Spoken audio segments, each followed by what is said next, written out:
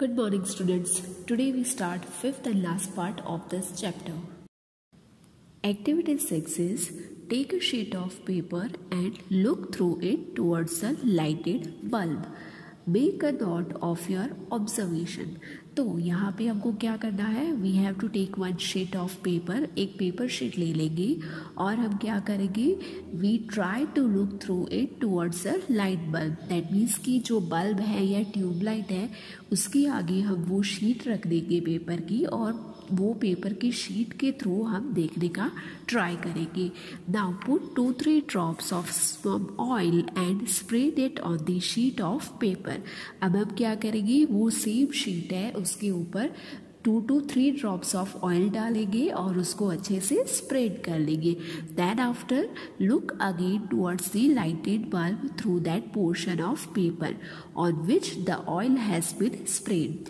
अब हम नेक्स्ट क्या करेंगे कि जो हमने ऑयल डाला था, स्प्रेड किया था, वो ऑयल वाले पोर्शन में से हम वो बल्ब को देखना ट्राई करेंगे. Do you find that the bulb is more clearly visible then before. तो अब हमको कुछ ऑब्जर्वेशन में डिफरेंस दिख रहा है. जब हम प्रीवियसली विदाउट ऑयल देख रहे थे तब हमें जो विज़न था हमारा वो इतना क्लियर नहीं था, बट देन आफ्टर जब हम ऑयल डाल के स्प्रेड करके वो ऑयल का जो पैच है पर्टिकुलरली उसमें से हम देखना चाहते हैं, उसमें से हम देख रहे हैं, तो एट दैट टाइम हमको जो विज़न है वो थोड़ा क्लियर मिल रहा है कंपैरेटिवली जो हमने पहले चेक किया उसके कंपैरिजन में. यहाँ पे ये सेम चीज़ के लिए यहाँ पे आपको फिगर भी मैंने शो की है. तो यहाँ पे आप देख सकते हो कि जो ऑयल पैच वाला जो पोर्शन है उसमें से अगर हम देखेंगे तो जो बल्ब की लाइट है वो हमें ज़्यादा क्लियर दिख रही है. But can you see clearly through the oiled paper? Is everything on the other side of it visible? Perhaps not. तो दैट मीन्स कि यहाँ पे हमको बोला है कि ये ऑयल वाला पेपर है, उसमें से क्या हम क्लियरली देख सकते हैं? क्यों नहीं देख सकते? आंसर है नहीं देख सकते. क्यों? क्योंकि जो इमेज है वो हमारा पीछे का जो बल्ब है वो हमें दिखाई तो दे रहा है बट वो क्लीन नहीं है, क्लियर इमेज नहीं है.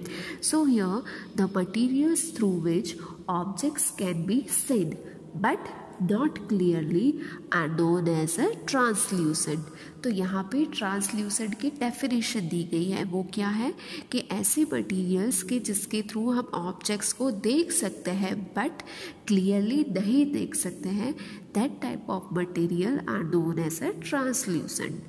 Remember the oily patch on paper when we tasted food items for the presence of fat. तो हमने जब ये सेकंड चैप्टर में देखा था कि टेस्ट की थी फैट की, तो उस टाइम पे हमने क्या किया था कि जो फूड मटेरियल है उसको हम पेपर पे रखते हैं और इफ़ सपोज़ वो पेपर पे ऑयल आता है दैट मीन्स कि उसमें फैट प्रेजेंट है, तो वो क्या हो जाएगा, वो मटेरियल हो जाएगा translucent material. Can you think of some more example of translucent materials? इसके अलावा भी आप सोच सकते हैं कि कितने डिफरेंट टाइप के ट्रांसल्यूसेंट मटीरियल्स अवेलेबल हैं. We can therefore group materials as opaque, transparent and translucent. So on the basis of visibility हम जो मटीरियल्स हैं उसको 3 ग्रुप में ग्रुप कर सकते हैं. एक है ओपेक, एक है ट्रांसपेरेंट और one is translucent. Opaque means ऐसे मटेरियल कि जिसमें से हमें कुछ भी नहीं देख सकते, लाइक वुड है, आयरन है.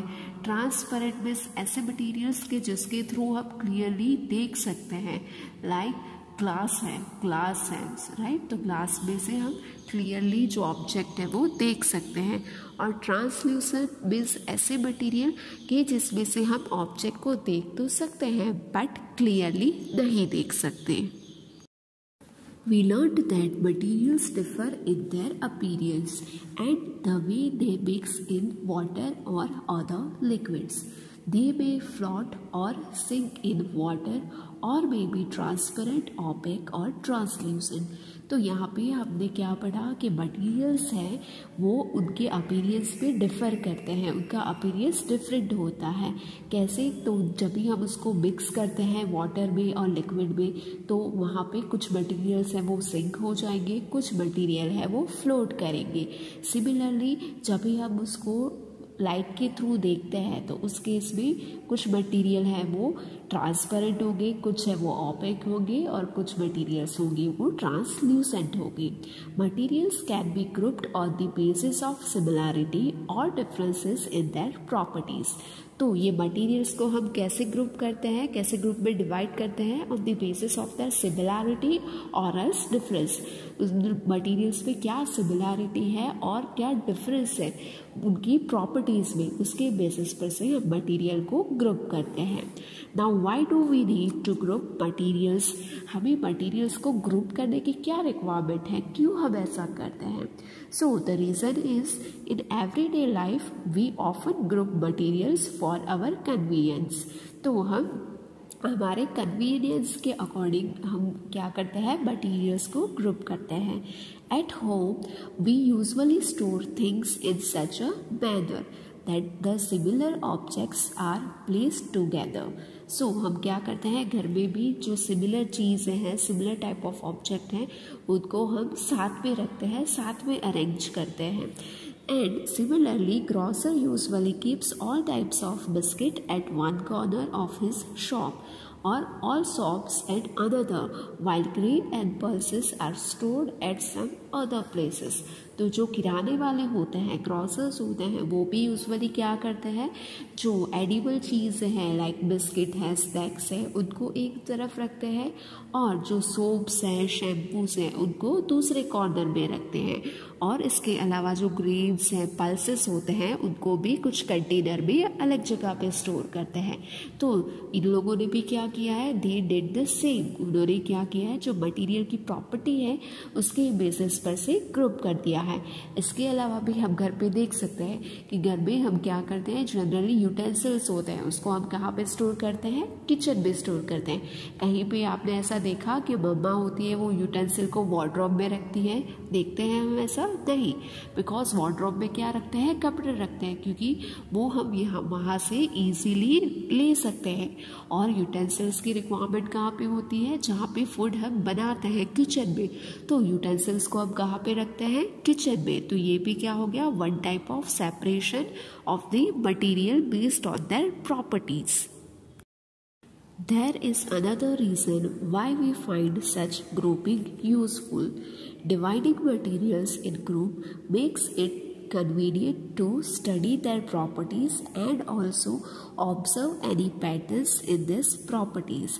तो इसके अलावा भी एक और रीज़न है कि ग्रुपिंग हमें क्यों यूज़फुल है, बिकॉज जब भी हम ये मटीरियल्स है उसको डिवाइड कर देते हैं ग्रुप में, तो उससे क्या होता है, हमारा कन्वीनियंट लेवल तो बढ़ता ही है और इसके साथ साथ जो वो मटीरियल्स है उसकी प्रॉपर्टी को भी हम अच्छे से स्टडी कर पाते हैं। We will study more about this in the higher classes. तो यहाँ पे आपको जो मटीरियल्स और मटीरियल्स की प्रॉपर्टी है उसका little bit of portion cover कर लिया है। We can say it as a introduction of the properties of the material, और अभी इसके इन डिटेल पार्ट है वो हम नेक्स्ट हायर क्लासेस में स्टडी करेंगे। Dear children, here we completed chapter number 4. I hope you all understand all the topics and concepts which are covered in this chapter. Homework of this chapter is you have to write down exercise question in your free notebook. Exercise question which are given on the page number 33 and 34.